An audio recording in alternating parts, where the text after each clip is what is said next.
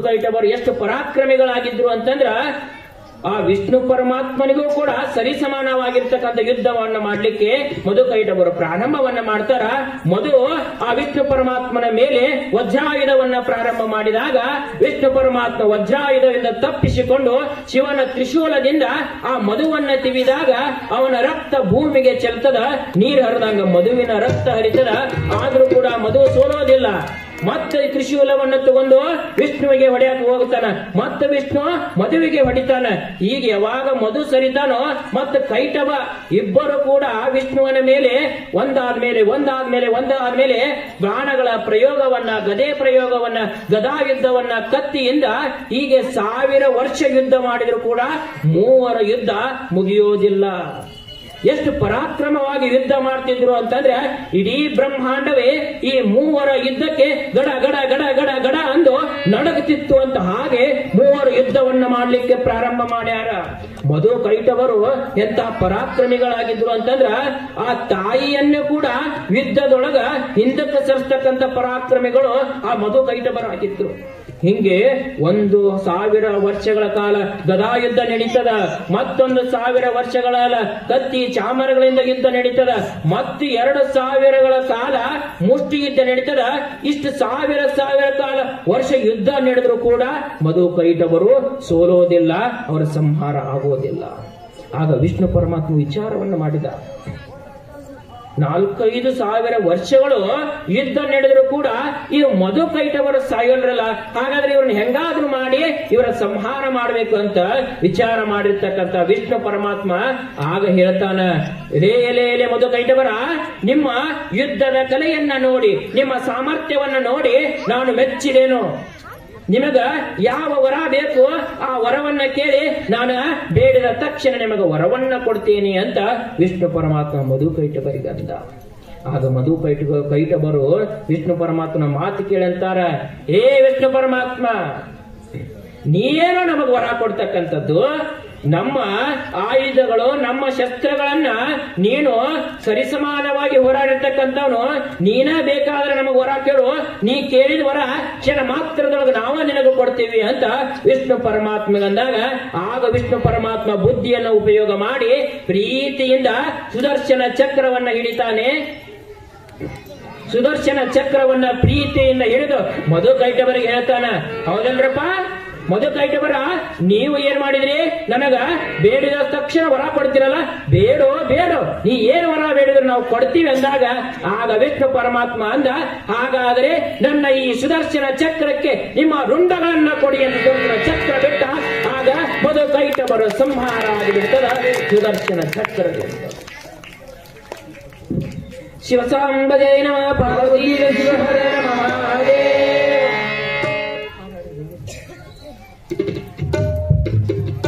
ಏನ್ ಮಾಡಿದ್ರಿ ಕುಂಕುಮ ಹಚ್ಚಿದ್ರಿ. ಹೀಗೆ ಮಧುಕೈಟಭರ ಸಂಹಾರ ಆಗ್ತದ. ನೋಡ್ರಿ ಹೇಗೆ ಬುದ್ಧಿಯನ್ನು ಉಪಯೋಗ ಮಾಡಿದ ಅಂತಂದ್ರ, ಏನ್ ವರ ಕೇಳಂದಾಗ ಏನು ಕೇಳಿದವ ವರ, ನಿಮ್ಮ ರುಂಡಗಳನ್ನ ಈ ಸುದರ್ಶನ ಚಕ್ರಕ್ಕೆ ಕೊಟ್ಟು ಬಿಡು ಅಂತ ವರವನ್ನ ಕೇಳಿಬಿಟ್ಟ ವಿಷ್ಣು ಪರಮಾತ್ಮ. ಆಗ ಅವರ ರುಂಡಗಳು ಸಂಹಾರ ಆಗ್ತದ. ಯಾವಾಗ ವಿಷ್ಣು ಪರಮಾತ್ಮ ಸುದರ್ಶನ ಚಕ್ರ ಮಧುಕೈಟಭರ ರುಂಡವನ್ನ ಕಳಿತು, ಅಲ್ಲಿ ಏನಾಯ್ತು ಅಂತಂದ್ರ ಆ ಮಧುಕೈಟಭರ ಒಂದು ರಕ್ತದಿಂದ ಮಾಂಸದಿಂದನೇ ಈ ಪೃಕ್ತಿ ಅಂತಕ್ಕಂಥದ್ದು ಉದ್ಭವ ಆಗ್ತದ. ಬೆಟ್ಟ ಗುಡ್ಡಗಳು ಎಲ್ಲವೂ ಕೂಡ ಆಗ ಉದ್ಭವ ಆಗತಾವ. ಹೀಗೆ ಮಧುಕೈಟಭರ ಸಂಹಾರ ಇದು 1ರಿಂದ 3ನೇ ಅಧ್ಯಾಯದೊಳಗ ಮಧುಕೈಟಭರ ಸಂಹಾರ ಆಗುವಲ್ಲಿಗೂ ಇದನ್ನ ಕರ್ಮಕಾಂಡ ಅಂತ ಕರೆದ್ರು ಚಿದಾನಂದ ಅವಧೂತರು. ಇದ್ರೊಳಗ 4 ಭಾಗಗಳಾಗಿ ಬರ್ತಾವ. 1ನೇ ಭಾಗ ಇದು ಕರ್ಮಕಾಂಡ, ಅಂದ್ರ ಮನುಷ್ಯ ಏನ ಮಾಡಿದ್ರು ಕೂಡ ಅವನ ಕರ್ಮದ ಆಧಾರದ ಮೇಲೆ ಮಾಡ್ತಾನ. ಈ ಮನುಷ್ಯನಿಗೆ ಎಂತ ಕರ್ಮ ಅಂತಂದ್ರೆ, ಇಲ್ಲಿ ಮಧುಕೈಟಭರನ ನಮ್ಮ ದೇಹದ ಪುರಾಣಕ್ಕೆ ತಗೊಂಡ್ಬಂದ್ರ, ದೇವಿ ಪುರಾಣದೊಳಗ ಏನ್ ಮಾಡಿದ್ವಿ, ಮಧುಕೈಟಭರ ಸಂಹಾರ ಆತು. ಅವರು ಸಂಹಾರ ಆದ್ರೆ ಹಂಗಾದ್ರೆ ದೇಹದ ಪುರಾಣಕ್ಕೆ ಒಂದಿಷ್ಟು ಬಂದಿವಿ ಅಂತಂದ್ರ, ಈ ದೇಹದೊಳಗೂ ಕೂಡ ಮಧುಕೈಟಭರ ಅಂತಕ್ಕಂಥವ್ರು ಅದಾರ. ಯಾರ ಮಧುಕೈಟಭರು ಅಂತಂದ್ರ, ನಮ್ಮಲ್ಲಿರ್ತಕ್ಕಂಥ ಫಲ ಇಚ್ಛೆಯನ್ನ ಉಳತಕ್ಕಂಥ ಕರ್ತೃತ್ವದ ಗುಣ ಉಳತಕ್ಕಂಥವರೇ ಮಧುಕೈಟಭರು. ಏನಪ್ಪಾ ಇದು ಕರ್ತೃತ್ವದ ಗುಣ ಅಂತಂದ್ರ ನಾ ಮಾಡೀನಿ, ನಂದು, ನಾನು ಅಂದ್ರೆ ಮಧುಕೈಟ ಬರಲಿ ಇತ್ತಲ್ಲ, ನೀ ಏನು ದೊಡ್ಡ ದೇವರು, ನೀ ಏನ್ ನನಗೆ ಹೊರ ಕೊಡುದು, ನಾನಾ ಕೊಡ್ತೀನಿ, ಯಾಕೆ ನಿನಕ್ಕಿಂತ ದೊಡ್ಡ ಅನ್ನೋದು ಇತ್ತು ನೋಡು ಅವ್ರಿಗೆ. ಹಂಗ ಆ ಗುಣ ಉಳ್ತಕ್ಕಂಥವ್ರು, ಆ ಗುಣ ನಾನು ಅಂತಕ್ಕಂಥ ಗುಣ ನಮ್ಮಲ್ಲಿ ಇತ್ತು ಅಂತಂದ್ರ ಅದ ಏನು ಅಂತಂದ್ರೆ ಮಧುಕೈಟ ಬರು ಅಂತ. ಅದಕ್ಕೆ ಮನುಷ್ಯ ಮೊದಲು ಆ ನಾನು ಅಂತಕ್ಕಂಥದ್ದನ್ನ ಬಿಡಬೇಕಂತ. ಈಗ ಮನುಷ್ಯಾಗ ಎಷ್ಟು ನಾನು ನಾನು ಏನ ಮಾಡೋದಕ್ಕೆ ನೋಡ್ಬೇಕು ನೀವು. ಸಣ್ಣ ಸಣ್ಣ ಕೆಲಸ ಮಾಡಿಸ್ತಿರ್ತಾರೆ, ಅದನ್ನ ನಾ ಮಾಡೀನ್ರಿ, ಏನೋ ಒಂದಿಟ್ಟು ಏನೋ ದಾನ ಕೊಟ್ಟಿರ್ತಾನ ಅದನ್ನ ನಾ ಕೊಟ್ಟಿನ್ರಿ. ಈಗಿನೊಳಗಂತ್ರಿ ಈಗಿನವ್ರ ದಾನ ಕೊಡೋರು ಎಷ್ಟು ನಾ ಅನ್ನೋದು ಇರ್ತೈತಿ ಅಂತಂದ್ರ, ಏನೋ ಒಂದು ಸಣ್ಣ ವಸ್ತು ಕೊಟ್ಟಾರ ಅನ್ಕೋರಿ ನೀವು, ಹೌದಾ, ಮಟ್ಟಕ್ಕ ಏನೋ ಸಣ್ಣ ವಸ್ತು ಕೊಟ್ಟಾರಂದ್ರು ಆ ವಸ್ತುವಿನ ಮೇಲೆ ಆ ವಸ್ತು ಕಾಣೋಕ್ಕಿಂತ ಮುಂಚಿತವಾಗಿ ಏನು ಅಂತಂದ್ರ ಅವ್ರ ಹೆಸರ ದೊಡ್ಡದಾಗಿ ಕಾಣ್ತಿರ್ತೈತಿ. ಯಾಕ ಅದನ್ನ ನಾ ಕೊಟ್ಟು ಅನ್ನೋದು ಗೊತ್ತಾಗ್ಬೇಕು ಅಂತ. ಎಲ್ಲಾರು ಬಂದವರೆಲ್ಲ ನೋಡ್ಬೇಕು ಅದನ್ನ ಹೆಸರು, ಇದನ್ನ ಇಂಥವ್ರ ದಾನಿಗಳು ಕೊಟ್ಟಾರಪ್ಪ, ಇದನ್ನ ಅವರ ಕೊಟ್ಟಾರ ಅಂತ ಗೊತ್ತಾಗ್ಬೇಕು. ಈಗ ನಾನು ನಾನು ಅಂತಕ್ಕಂಥದ್ದು ಮನುಷ್ಯನ ಎಷ್ಟು ಮನುಷ್ಯಾಗ ನಾ ಅನ್ನೋದು ಐತಿ ಅಂತಂದ್ರ ಬಹಳ. ಒಬ್ಬ ಶಿಲ್ಪಿ ಇದ್ದ, ಬಹಳ ಅದ್ಭುತವಾಗಿರ್ತಕ್ಕಂಥ ಶಿಲ್ಪಿ. ಯಾವ ಒಂದು ಮೂರ್ತಿ ನೋಡ್ಲಿ, ಯಾವುದೇ ಒಂದು ಮನುಷ್ಯನ ನೋಡ್ಲಿ, ಅವ ಹೆಂಗದಾನ ಹಂಗ ಏನ್ ಮಾಡ್ತಿದ್ದ ಅಂತ ಕೆತ್ತನೆಯನ್ನ ಮಾಡ್ತಿದ್ದ ಅವ ಮೂರ್ತಿ. ಅಷ್ಟು ದೊಡ್ಡ ಅದ್ಭುತವಾಗಿರ್ತಕ್ಕಂಥ ಕಲಾಕೃತಿಯನ್ನು ಮಾಡ್ತಕ್ಕಂಥ ಶಿಲ್ಪಿ. ಅಂತ ಶಿಲ್ಪಿ ಮುಂದೆ ಒಮ್ಮೆ ಏನಾಯ್ತು ಅಂತಂದ್ರ, ಒಬ್ಬ ಮಹಾತ್ಮ ಆ ಶಿಲ್ಪಿಯ ಮನೆ ಮುಂದೆ ಹಾದು ಹೊಂಟಿದ್ದ. ಆ ಶಿಲ್ಪಿ ಮನೆ ಮುಂದೆ ಹಾದು ಹೊಂಟುವಾಗ ಶಿಲ್ಪವನ್ನ ನೋಡಿದ್ರ ಆ ಮಹಾತ್ಮರು, ನೋಡಿ ಬಹಳ ಆನಂದ ಪಡ್ತಾರ. ಅಬ್ಬಬ್ಬ ಏನ್ ಶಿಲ್ಪಿಯಪ್ಪ, ಏನ್ ಕೆತ್ತನೆ ಮಾಡ್ಯಾನ, ಬಹಳ ಅದ್ಭುತ ಕೆತ್ತನೆ ಮಾಡ್ಯಾನ. ಯಾರಪ್ಪ ಒಂದು ಒಳಗಿದ್ದವ ಇಷ್ಟ ಅನ್ಗೋಡ್ದ ಹೊರಗೋಡ್ ಬಂದ ನಾನ ಮಾಡೀನ್ರಿ ನಾನ ಮಾಡೀನ್ರಿ ನಾನ ಮಾಡೀನ್ರಿ ಅಂದವ. ಹಿಂಗ ನಾನ ಮಾಡೀನ್ರಿ ಅಂದಾಗ ಮಹಾತ್ಮರ ಕಣ್ಣಿಗೆ ಅವನ ಕೈ ತೋರಿಸಿದ್ರು. ಕೈ ಬಿತ್ತು. ಆಗ ಮಹಾತ್ಮರು ಅಂದ್ರಂತ, ಶಿಲ್ಪಿ ಎಲ್ಲ ಬಹಳ ಚಲೋ ಅದಾನ, ಆದ್ರೆ ಈ ಶಿಲ್ಪಿಗೆ ನಾ ಅಂತಕ್ಕಂಥದ್ದು ಬಹಳ ಐತಲ್ಲ ಅಂತ. ಆಗ ಮಹಾತ್ಮರಂದ್ರು, ನೀನ್ ಕೈ ತೋರ್ಸಪ್ಪ ಅಂದ್ರು. ಅವ್ರು ಕೈ ತೋರ್ಸಿದ, ಹಿಂಗ ಕೈ ತೋರ್ಸಿದಾಗ ಮಹಾತ್ಮರಂದ್ರು ಅಂದ್ರು, ಯಾಕ್ರಿ ಏನಾಯ್ತು? ಅಲ್ಲ ಬಹಳ ಚಂದ ನೀ ಎಲ್ಲ ಶಿಲ್ಪಿ ಅದಿ, ಬಹಳ ಅದ್ಭುತ ಕೆತ್ತನೆ ಮಾಡ್ತೀಯ, ಆದ್ರೆ ಏನ್ ಮಾಡೋದಪ್ಪ, ಭಗವಂತ ನಿನ್ನ ಆಯುಷ್ಯ ಬಹಳ ಕೊಟ್ಟಿಲ್ಲ, ನಿನಗ ನಾಳೆಲ್ಲ ನಾಡ್ದ ಏನು ಅಂತಂದ್ರ ಯಮ ಬರ್ತಾನ, ಬಂದು ನಿನ್ನ ಕರ್ಕೊಂಡು ಹೋಗ್ತಾನ ಅಂದು. ಯಾವಾಗ ಹಿಂಗ ಅಂದ ಶಿಲ್ಪಿ ಅಂದ, ಯಪ್ಪ ನೀವು ಮಹಾತ್ಮರಿದ್ರಿ, ನನ್ನ ಸಾವು ನಾಳೆ ನಾಡ್ದ ಐತೆ ಅಂತ ಹೇಳ್ತೀರಂದ್ರ ಈ ಸಾವಿನ ತಪ್ಸೊಳಕ ಏನಾರ ಒಂದು ಉಪಾಯ ಹೇಳ್ರಿ ಅಂದೇವ. ಏನ್ ಮಾಡಕ್ ಬರಂಗಿಲ್ಲಪ್ಪ ಅಂದ್ರ ಅವ್ರ. ಇಲ್ರಿ ನಿಮಗ್ ಗೊತ್ತಿರುತ್ತೆ, ಏನಾರ ಒಂದು ಉಪಾಯ ಹೇಳ್ರಿ ಅಂದ್ರು. ಆಗ ಮಹಾತ್ಮನಂತಾರ, ಆಯ್ತಪ್ಪ ಇರೋದು ಒಂದೇ ಒಂದು ಉಪಾಯ ನಿನಗಿರೋದು, ಅದನ್ನ ಬಿಟ್ರೆ ಬ್ಯಾರೆ ಏನು ಇಲ್ಲ. ನೀ ಏನ್ ಮಾಡು ಅಂತಂದ್ರ ಬಹಳ ಚಂದ ನೀ ಎಲ್ಲ ಏನ್ ಮಾಡ್ತಿ, ಶಿಲ್ಪಗಳನ್ನ ಕೆತ್ತಿ, ಮೂರ್ತಿಗಳನ್ನ. ನಿನ್ನಂಗ ಏನ್ ಮಾಡು ಅಂತಂದ್ರ ಒಂದ್ 10 ಮೂರ್ತಿ ಕೆತ್ತ. ನಿನಗೆ ಇನ್ನೂ ಏನೋ ಇನ್ನೊಂದ್ ದಿವ್ಸ ಟೈಮ್ ಐತೆ, ನಾಡ್ದ ಬರ್ತಾನವ, 10 ಗಂಟೆಗೆ ಬರ್ತಾನ ಯಮ. 10 ಗಂಟೆ ಅನ್ಕೊಳ್ಳೋದು ಏನ್ ಮಾಡು, ನಿನ್ನಂಗ ಒಂದ್ 10 ಮೂರ್ತಿ ಕೆತ್ತು. ಆ ಮೂರ್ತಿ ನಡು ಏನ್ ಮಾಡ್ಬೇಕಂದ್ರ ನೀ ಹೋಗಿ ನಿಂತು ಬಿಡ್ಬೇಕು. ಯಮ ಬಂದಾಗ ನೀ ಏನ್ ಮಾಡ್ಬಾರ್ದು, ಒಟ್ಟ ಅಳಗ್ಯಾಡಬಾರ್ದು, ಒಟ್ಟ ಮಾತಾಡಬಾರ್ದು ಅಂದ್ರ. ಆಯ್ತ್ರಿ ಅಂದ. ಬದುಕಾಕಿದ ಒಂದು ದಾರಿ ನಿನಗಂದ್ರ ಆಯ್ತು. ಮತ್ತೆ ಸಾವು ಬರ್ತದಂದ್ರ ಮಾಡಂಗಿಲ್ಲ, ಎಲ್ಲಾರು ಮಾಡತ್ತಾರ. ಬಡ ಬಡ ಏನ್ ಮಾಡಿದ್ರ, ಹಗಲು ರಾತ್ರಿ ಎಲ್ಲಾರು ಒಂದ್ 10 ಮೂರ್ತಿ ಕೆತ್ತಿದ. ತಾ ಹೆಂಗ ಅದಾನ ಹಂಗ ಡಿಟ್ಟು ಎಲ್ಲಾನು ಹಂಗ ಕೆತ್ತಿದ. ಇನ್ನೇನ್ 10 ಗಂಟೆ ಆತು ಅನ್ಕೊಡ್ದ, 10 ಇನ್ನೇನ್ 10 ಆಗ್ತದ ಅನ್ಕೊಡ್ದ. ಏನ್ 10 ಮೂರ್ತಿ ಇದ್ವಲ್ಲ ನಡು ಹೋಗಿ ನಿಂತ. 11ನೇ ಮೂರ್ತಿ ಹಾಗೆ 10 ಗಂಟೆ ಆತು. ಯಮ ಬಂದ. ಯಮ ಬಂದ ನೋಡ್ತಾನ, ಅವ ಒಯ್ಯಾಕ ಬಂದಿದ್ದು ಒಬ್ಬರನ್ನ. ಇಲ್ಲಿ ಬಂದ್ ನೋಡಿದ ಯಮ, ಅಲ್ಲಿ ಏನಾಗಿತ್ತಂದ್ರ 11 ಮಂದಿ ಒಂದ ತರ ಕಾಣಕತ್ತಿರೋಂಗ. ಸುತ್ತ ಹಾಕಿದ ಯಾರನ್ನು ಒಯ್ಬೇಕು ಅನ್ನೋದು ಗೊತ್ತಾಗ್ಲ. ಯಮಗ ಕನ್ಫ್ಯೂಸ್ ಆಗಿಬಿಡ್ತು. ಕನ್ಫ್ಯೂಸ್ ಆಗಿ ಹೋದ ಯಮ. ಎಲ್ಲಿ ಹೋದ ಯಮ? ಶಿವನಂತಲ್ಲಿ ಹೋದ. ಶಿವಗಂದ, ಅಲ್ಲ ಶಿವ, ನಾನು ಭೂಲೋಕದೊಳಗ ಒಬ್ಬನ ಕರ್ಕೊಂಡ್ ಬರ್ಬೇಕಂತ ಹೋಗಿದ್ನಿ. ಆ ಒಬ್ಬನ ಕರ್ಕೊಂಡ್ ಬರ್ಬೇಕಂತ ಹೋದ್ರ ಅಲ್ಲಿ 11 ಮಂದಿ ಒಂದೇ ತರ ಕಾಣಕತ್ತಾರ. ಯಾರನ್ನ ಕರ್ಕೊಂಡ್ ಬರ್ಬೇಕು ಅನ್ನೋದು ಗೊತ್ತಾಗಲ್ದು, ಏನ್ ಮಾಡ್ಲಿ ಅಂದ ಶಿವಗ. ಆಗ ಶಿವ ಅಂತಾನ, ಯಮ, ಭೂಲೋಕದ ಜನ ನೀ ತಿಳ್ಕೊಂಡಂಗ ಸಾಮಾನ್ಯ ಇಲ್ಲ.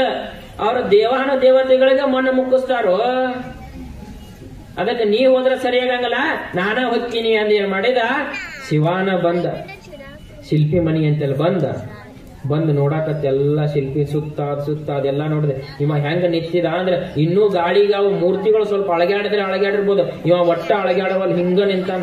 ಯಾಕ ಸಾವ ಭಯ, ಹಿಂಗ ನಿಂತಾನ. ಶಿವ ಮೊದಲ ಅವ ದೇವರೊಳಗ ಮಹಾದೇವ. ಅವ ಏನೂ ಮಾಡ್ಲಿಲ್ಲ ಶಿವ. ಒಂದ್ 10 ನಿಮಿಷ ಸುಮ್ಮನಿತ್ತು ದೂರ ಸರದ. ಅಬ್ಬಾ ಏನ ಮೂರ್ತಿಪ್ಪ, ಯಾರ ಕೆತ್ತಾರೋ, ಬಹಳ ಚಂದ ಕೆತ್ತಾರ ಅಂದ. ನಾನಾ ಕೆತ್ತಿದ್ದ ಅಂತ ಹೊರಗೆ ಬಂದ್ಬಿಟ್ಟು, ಬಾ ನನಗೂ ನೀನ ಬೇಕಾಗ್ಯತ್ತ ಅಂತ ಕರ್ಕೊಂಡು ಹೋಗ್ಬಿಟ್ಟ. ಹಂಗ ನಾನು ಅಂತಕ್ಕಂಥದ ಮನುಷ್ಯನಲ್ಲಿ ಬತ್ತು ಅಂತಂದ್ರ ಅವಂಗ ಸಾವು ಬಂದತಿ ಅಂತ. ಆ ನಾನು ಅನ್ನತಕ್ಕಂಥ ಅಹಂಕಾರ ಮನುಷ್ಯನೊಳಗ ಇರಬಾರದು. ಯಾಕಂದ್ರೆ ಎಲ್ಲದಕ್ಕೂ ಕಾರಣ ಆ ದೇವಿ ಸಾಕ್ಷಾತ್ ಪರಮಾತ್ಮ. ನಾ ಕೊಟ್ಟಿನಿ, ನಾ ಮಾಡೀನಿ. ಏನು ಕೊಡ್ತೀವಿ, ಏನು ಮಾಡ್ತೀವಿ? ನಮ್ಮಿಂದ ಏನಾರ ಮಾಡಕ್ ಸಾಧ್ಯ ಐತೆ ಹೇಳ್ರಿ ನೋಡೋಣ. ಏನು ಮಾಡಕ್ ಸಾಧ್ಯ ಐತೆ ನಮಗ? ನೀವು ಶಿವಾಜಿ ಮಹಾರಾಜರು ಕೇಳಿರಲ್ಲ, ಶಿವಾಜಿ ಮಹಾರಾಜರ ಗುರು ಯಾರ್ರಿ? ರಾಮದಾಸರು. ನೆನಪಿಟ್ಟುಕೋರಿ ಸ್ವಲ್ಪ. ಶಿವಾಜಿ ಮಹಾರಾಜರ ಗುರು ರಾಮದಾಸರು. ಶಿವಾಜಿ ಮಹಾರಾಜ ದೊಡ್ಡ ಕೋಟೆ ಕಟ್ಟಿಸ್ತಿದ್ದ. ಆ ಕೋಟೆ ಕಟ್ಟಿಸೋ ಸಂದರ್ಭದೊಳಗ ರಾಮದಾಸರು ಗುರುಗಳ ಮನೆಗೆ ಬರ್ತಾರ. ಅವ್ನು ಶಿವಾಜಿ ಮಹಾರಾಜ ಮನೆಗೆ ಬಂದಾಗ ಎಲ್ಲಾ ಉಪಚಾರ ಮಾಡ್ತಾನ. ಗುರುಗಳು ಬಂದಾರಂತ ಎಲ್ಲಾ ಉಪಚಾರ ಮಾಡಿ ಶಿವಾಜಿ ಮಹಾರಾಜ ಏನ್ ಮಾಡಿದ, ಗುರುಗಳ ನಾನೊಂದು ಕೋಟೆ ಕಟ್ಸಾಕತ್ತೇನ್ರಿ, ನೋಡ್ಕೊಂಡ್ ಬರೋಣ ಬರ್ರಿ ಅಂತ ಗುರುಗಳು ಕರ್ಕೊಂಡ್ ಹೊಂಟ. ಕರ್ಕೊಂಡ್ ಹೋಗಾಗ ಶಿವಾಜಿ ಮಹಾರಾಜ ಹಂಗ ಹೋಗ್ಲಿಲ್ಲ, ಗುರುಗಳು ಹೇಳಾಕತ್ತಿದಂತ. ಗುರುಗಳ ಇಲ್ಲೇನ್ ಕೆರೆ ಐತಲ್ರಿ, ಇದನ್ನು ನಾನಾ ಕಟ್ಸೀನ್ರಿ. ಅಲ್ಲೇನ್ ಗುಡಿ ಐತಲ್ರಿ, ಅದನ್ನು ನಾನಾ ಕಟ್ಸೀನ್ರಿ. ಈಗೇನ್ ಕೋಟೆ ಕಟ್ಸಾಕತ್ತೇನಲ್ರಿ, ಇದನ್ನು ನಾನಾ ಕಟ್ಸಾಕತ್ತೇನ್ರಿ. ಈ ಕೋಟೆ ಕಟ್ಟಾಗ 3000 ಜನ ಬಂದಾರೆ, ಅವ್ರಿಗೆಲ್ಲರಿಗೂ ಕೂಡ ಇಲ್ಲೇ ದಿನನಿತ್ಯ ಪ್ರಸಾದ ಮಾಡಿಸ್ತೇನ್ರಿ. ಹಿಂಗೆಲ್ಲಾ ಹೇಳ್ಕೊತ ಹೋಗಾಗ ಆಗ ಗುರುಗಳಿಗೆ ಅನಿಸ್ತಿ, ಓಹೋ ಶಿವಾಜಿ ಮಹಾರಾಜಿಗ ನಾ ಅಂತಕ್ಕಂಥ ಅಹಂಕಾರ ಬಂದದ ಅಂತ ಗುರುಗಳು ಅವರು. ಆಗಂದ್ರಂತೆ, ಶಿವಾಜಿ ನಂದೊಂದು ಕೆಲಸ ಆಗ್ಬೇಕಪ್ಪ ಆಗೈತ ಅಂದ್ರು. ಏನ್ರಿ? ಏನಿಲ್ಲ, ಅದೊಂದು ದೂರನಾಗ ಒಂದು ದೊಡ್ಡ ಬಂಡಿ ಕಾಲ ಬಿದ್ದತ್ತಲ್ಲ, ಆ ಬಂಡಿ ಕಾಲ ಸ್ವಲ್ಪ ಓಡಿಸ್ತೀಯೇನೋ? ಆಯ್ತ್ರಿ ಗುರುಗಳ, ಅದೇನ್ ದೊಡ್ಡ ಆಗದ ಅಂತ 4-5 ಮಂದಿನ ಕರೆದ, ಇದನ್ನ ಹೊಡಿರು ಅಂದ. ಆ 4-5 ಮಂದಿ ಬಂದು ಆ ಬಂಡಿ ಒಡೆದ್ರು. ಆ ಬಂಡಿ ಒಡೆದಾಗ ಏನಾಗಿತ್ತು ಅಂತಂದ್ರ ಅದರ ಮಧ್ಯದೊಳಗ ಒಂದು ಗುಂಡಾಕಾರದ ಒಂದು ಬಾವಿಗತಿ ಒಂದು ಗುಂಡಾಕಾರ, ಅದ್ರೊಳಗ ಒಂದಿಷ್ಟು ನೀರು, ಅದ್ರೊಳಗ ಒಂದು ಕಪ್ಪಿತ್ತು. ಯಾವಾಗ ಕಪ್ಪಿತ್ತು ಆಗ ರಾಮದಾಸರ ಅಂತಾರಂತ, ಅಲ್ಲೋ ಶಿವಾಜಿ, ಆ ಕಲ್ಲಿನೊಳಗ ಒಂದು ಗುಂಡು ತೋಡಿ ಅದ್ರೊಳಗ ನೀರ್ ಹಾಕಿ ಆ ಕಪ್ಪಿನ ನೀನ ಸಾಕಾಕತ್ತಿ ಏನು ಅಂದ್ರು. ಯಾವಾಗ ಹಿಂಗ ಅಂದ್ರು ಶಿವಾಜಿ ಮಹಾರಾಜಿಗೆ ನಾನು ಅಹಂಕಾರ ಇರಿತ್ತಲ್ಲ ಅದೇನ ಜರ್ರನ ಇಳಿದು ಹೋಗಿಬಿಡುತ್ತೆ ಅಂತ. ಅಂದ್ರೆ ಕಲ್ಲೊಳಗಿರೋ ಕಪ್ಪೆಗೂ ನೀರು ಆಹಾರ ಕೊಡ್ತಾನೆ ಅಂತಂದ್ರೆ ಇದು ಮನುಷ್ಯನಿಗೆ ಸಾಧ್ಯ ಐತೇನೋ? ಮನುಷ್ಯನಿಗೆ ಸಾಧ್ಯ ಇಲ್ಲ. ಅದಕ್ಕೆ ಎಲ್ಲದಕ್ಕೂ ಆ ಪರಮಾತ್ಮ ಎಳೆ ನಿಮ್ಮ ದಾನ, ಬೆಳೆ ನಿಮ್ಮ ದಾನ, ಸುಳಿದು ಸೂಸುವ ಗಾಳಿ ನಿಮ್ಮ ದಾನ, ಇತ್ತು ನಿಮ್ಮ ದಾನ, ಬಿತ್ತು ನಿಮ್ಮ ದಾನ, ನಿಮ್ಮ ದಾನವನ್ನುಂಡು ಅನ್ಯರ ಹೊಗಳುವ ಪುಣ್ಯಗಳ ನೀನೆಂಬಿ ರಾಮನಾಥ. ಎಲ್ಲವೂ ಕೂಡ ಪರಮಾತ್ಮ ಕೊಟ್ಟಿರ್ತಕ್ಕಂಥದ್ದು. ಇಲ್ಲಿ ನಾವು ಮಾಡಬೇಕಾಗಿರ್ತಕ್ಕಂಥದ್ದು ಏನೇನೂ ಇಲ್ಲ. ಯಾರ ಗಾಳಿ ಸೃಷ್ಟಿ ಮಾಡಕ್ಕಾಗತ್ತ? ಆಗಂಗಿಲ್ಲ. ನೀರು ಸೃಷ್ಟಿ ಮಾಡಂದ್ರೆ ಮಾಡಕ್ಕಾಗತ್ತ? ಗುಡ್ಡ ಕಲ್ಲು ಇಷ್ಟು ದೊಡ್ಡ ದೊಡ್ಡ ಬೆಟ್ಟಗಳದಾವ, ಇವನ್ನೆಲ್ಲ ಸೃಷ್ಟಿ ಮಾಡಕ್ಕಾಗತ್ತ ಮನುಷ್ಯನಿಗೆ? ಏನೇನು ಸೃಷ್ಟಿ ಮಾಡಕ್ ಮನುಷ್ಯನಿಗೆ ಸಾಧ್ಯ ಇಲ್ಲ. ಅದಕ್ಕ ಎಲ್ಲವನ್ನು ಕೊಟ್ಟಿರ್ತಕ್ಕಂಥವನು ಆ ಪರಮಾತ್ಮ, ಆ ಜಗಜ್ಜನನಿ. ಅದಕ್ಕ ನಾನು ಅಂತಕ್ಕಂಥದ್ದು ಬಿಡಬೇಕು, ಎಲ್ಲರೂ ನಾವು ಅಂತಕ್ಕಂಥದ್ದು ಮನುಷ್ಯನಲ್ಲಿ ಬರಬೇಕು. ಈಗ ನಾನು ಅಂತಕ್ಕಂಥ ಗುಣ ಇತ್ತು ಅಂತಂದ್ರೆ ಹೆಂಗ ಪುರಾಣದೊಳಗ ಮಧುಕೈಟವರ ಸಂಹಾರ ಆದ್ರೂ ಹಂಗ ನಾವು ಕೂಡ ಏನಾಗ್ತೀವಿ, ನಮ್ಮ ಜೀವನದೊಳಗ ಸಂಹಾರ ಆಗ್ತೀವಿ. ಅದಕ್ಕೆ ನಾ ಅನ್ನೋದು ಮನುಷ್ಯನೊಳಗ ಬರಬಾರ್ದು, ನಾನು ಅಂತಕ್ಕಂಥದ್ದು ಇರಬಾರ್ದು ಅಂತಕ್ಕಂಥ ವಿಷಯವನ್ನ ಏನ್ ಮಾಡಿದ್ರು ಚಿದಾನಂದ ಅವಧೂತರು ದೇವಿ ಪುರಾಣದೊಳಗ ಮಧುಕೈಟವರ ಸಂಹಾರ ಮಾಡಿ, ಇವತ್ತಿಂದ ನಾವು ದೇವಿ ಪುರಾಣದೊಳಗ ಮಧುಕೈಟವರ ಸಂಹಾರ ಆತು. ನಾವೇನ್ ಸಂಹಾರ ಮಾಡ್ಕೋಬೇಕೀಗ? ಏನ್ ಮಾಡ್ಕೋಬೇಕ್ರಿ? ನಾನು ಅಂತಕ್ಕಂಥದ್ದನ್ನ ನಾವು ಸಂಹಾರ ಮಾಡ್ಕೊಳ್ಬೇಕು. ಅದಕ್ಕ ದೇವಿ ಪುರಾಣ, ಅದಕ್ಕೆ ಏನು ಬೇರೆ ದೇವಿ ಬಂದ್ಲು, ಯುದ್ಧ ಮಾಡಿದ್ಲು, ಅವ್ರನ್ನ ಸಂಹಾರ ಮಾಡಿದ್ಲು, ಇದನ್ನಷ್ಟ ನೆನಪಿಟ್ಕೊಳ್ಳೋದಲ್ಲ. ಆ ಯಾಕೆ ಸಂಹಾರ ಮಾಡಿದ್ಲು, ನಾವೇನು ಸಂಹಾರ ಮಾಡ್ಕೊಳ್ಬೇಕು ಅಂತಕ್ಕಂಥದ್ದನ್ನ ನೆನಪಿಟ್ಕೊಳ್ಳೋದಕ್ಕ ದೇವಿ ಪುರಾಣ ಮತ್ತು ದೇಹದ ಪುರಾಣ. ಈ ದೇಹವೇ ಒಂದು ದೇವಿ, ದೇವಿಯೇ ಈ ದೇಹ. ಆ ಪುರಾಣ ನಡೆಯಕತ್ತ ನಂತರ ನಾವು ನಮ್ಮ ದೇಹದೊಳಗಿರ್ತಕ್ಕಂಥ ಒಂದೊಂದು ರಾಕ್ಷಸರು. ಈ ನಾನು ಅನ್ನೋದು ಕೂಡ ನಮ್ಮಲ್ಲಿ ಇತ್ತಂದ್ರೆ ಅದು ರಾಕ್ಷಸರಿದ್ದಂಗ. ಅದಕ್ಕೆ ರಾಕ್ಷಸರು ಇದ್ರೆ ಒಳ್ಳೇದಾಗತ್ತೇನ್ರಿ? ಕೆಟ್ಟದ್ದ ಆಗೋದು. ಅದಕ್ಕೆ ಕೆಟ್ಟದ್ದನ್ನ ನಾವು ಸಂಹಾರ ಮಾಡ್ಕೊಳ್ಬೇಕು. ಹೀಗಾಗಿ ಚಿದಾನಂದ ಅವಧೂತರು 3 ಅಧ್ಯಾಯ, ಈ 3 ಅಧ್ಯಾಯ ಇದಕ್ಕೆ ಕರ್ಮಕಾಂಡ ಅಂತಕ್ಕಂಥದ್ದನ್ನ ಇಟ್ರು. ನಮಗೆ ಏನು ಕರ್ಮ ನಾವು ಮಾಡೋದೈತಲ್ಲ, ಆ ಕರ್ಮ ಯಾರನ್ನೂ ಕೂಡ ಬಿಡೋದಿಲ್ಲ. ಕರ್ಮಕಾಂಡ ಅಂದ್ರೆ ಕರ್ಮ ಸಿದ್ಧಾಂತ ಅಂತ ಬರುತ್ತೆ ನಿಮ್ಗೆ, ಹೌದಾ? ಕರ್ಮ ಸಿದ್ಧಾಂತ. ಕರ್ಮ ಅನ್ನೋದು ಹೆಂಗ ಅಂತಂದ್ರೆ ಪ್ರಾರಬ್ಧ ಅಂತ ಕರೀತಾರೆ ಕರ್ಮಕ್ಕೆ. ಈ ಕರ್ಮ ಹೆಂಗಿರ್ತದೆ ಅಂತಂದ್ರ, ಈಗ ನಾವು ಮನಿ ಕಟ್ತೀವಿ, ಹೌದಾ? ಆ ಮನಿ ಕಟ್ಟಬೇಕಾಗಿತ್ತಂದ್ರೆ ಮೊದಲು ಏನ್ ಮಾಡ್ತೀವ್ರಿ? ಒಂದು ಬಿಳಿ ಹಾಳ್ಯಾಗ ಸ್ಕೆಚ್ ಹಾಕಿಸ್ತೀವಿ, ಹೌದಾ? ಇಲ್ಲಿ ಅಡಿಗೆ ಮನೆ ಇರಬೇಕು, ಇಲ್ಲಿ ಕಿಚನ್ ಇರಬೇಕು, ಇಲ್ಲಿ ಹಾಲ್ ಇರಬೇಕು, ಇಲ್ಲಿ ಬೆಡ್ರೂಮ್ ಇರಬೇಕು, ಇಲ್ಲಿ ಟಾಯ್ಲೆಟ್, ಇಲ್ಲಿ ಬಾತ್ರೂಮ್, ಇಲ್ಲಿ ದೇವ್ರ ಕೊಲಿ ಅಂತ ಹೆಂಗ ನಾವೊಂದು ಸ್ಕೆಚ್ ಹಾಕಿಸ್ತೀವಲ್ಲ, ಹಂಗ ಪ್ರಾರಬ್ಧ ಕರ್ಮ ಅನ್ನೋದು ಕೂಡ ಹಂಗ. ನಾವು ಹುಟ್ಟಿ ಜನ್ಮಕ್ಕೆ ಬರ್ಬೇಕಾಗಿತ್ತಂದ್ರ ಕರ್ಮ ಏನೋ, ನೀ ಇದನ್ನ ಮಾಡ್ಬೇಕಪ್ಪ, ನೀ ಹಿಂಗ ಇರ್ಬೇಕಪ್ಪ ಅಂತಕ್ಕಂಥದ್ದನ್ನ ಆ ಕರ್ಮ ನಿರ್ಧಾರ ಮಾಡ್ತದ. ಅದಕ್ಕೆ ಹೇಳ್ತಾರ ಬಾರದು ಬಪ್ಪದು, ಬಪ್ಪದು ತಪ್ಪದು ಅಂತ.